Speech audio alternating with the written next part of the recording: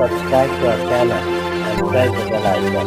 विद्यार्थी मित्रों, सर अब्दुल सत्तार खान इस यूट्यूब चैनल में आपका स्वागत है। 8th हिंदी सुगम भारती प्रश्नोत्तर और स्वाध्याय देखेंगे। चौथा पाठ है तुम मुझे खून दो।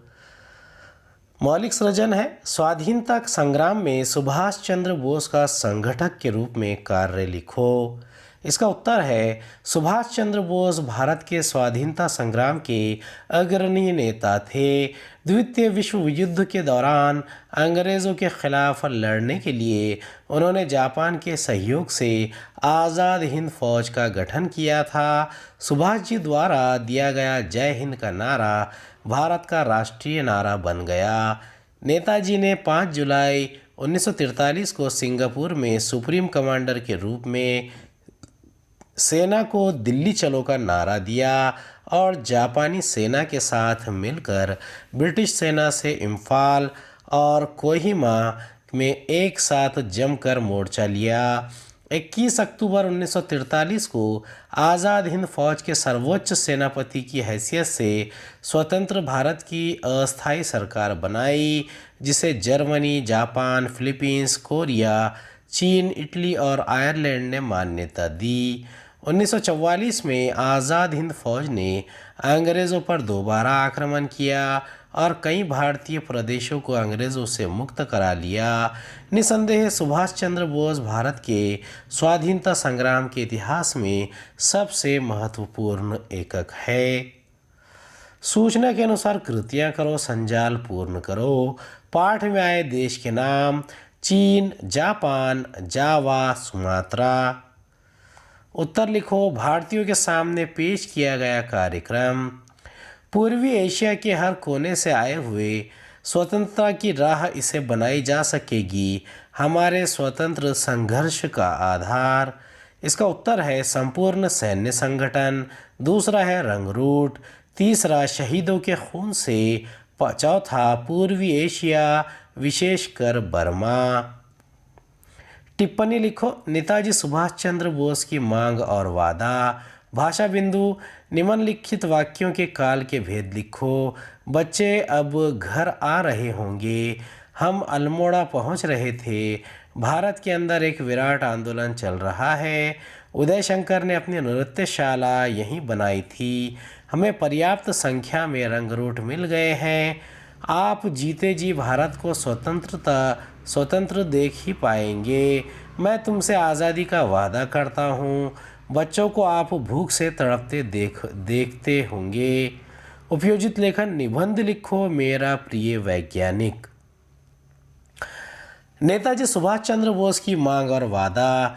दोस्तों, अब इस बात की ज़रूरत है कि अपनी आज़ादी की कीमत चुकाने के लिए भारतीय स्वयं आगे आए। आपको और अधिक उत्साह एवं ऊर्जा के साथ जवानों, धन तथा सामग्री की व्यवस्था करते रहना चाहिए। विशेष रूप से आपूर्ति और परिवहन की समस्याओं का संतोषजनक समाधान होना चाहिए।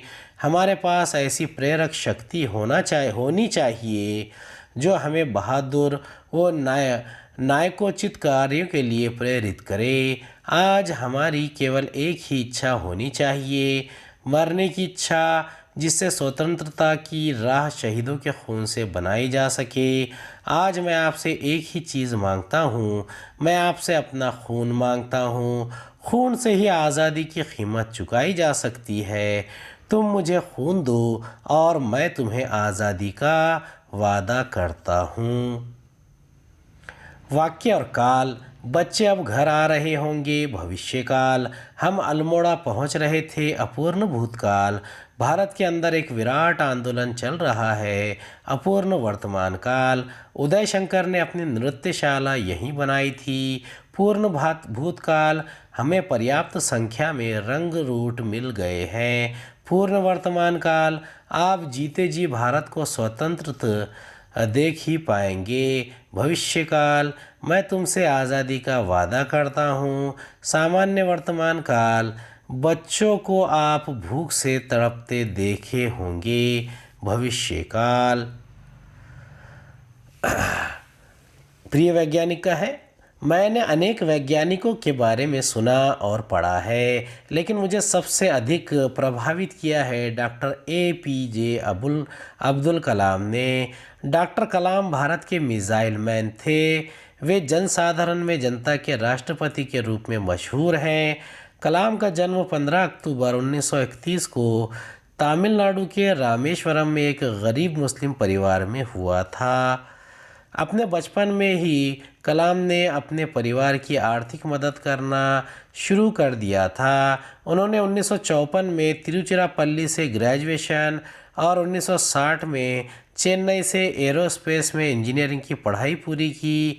कलाम में एक वैज्ञानिक के रूप में रक्षा अनुसंधान एवं विकास संगठन में कार्य किया, जहां उन्होंने भारतीय सेना के लिए छोटा हेलीकॉप्टर डिज़ाइन किया।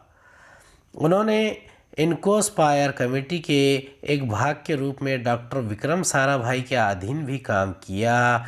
1969 में कलाम साहब भारत के प्रथम स्वदेशी उपग्रह प्रक्षेपास्त्र के प्रोजेक्ट निदेशक के रूप में भारतीय अंतरिक्ष अनुसंधान संगठन से जुड़ गए।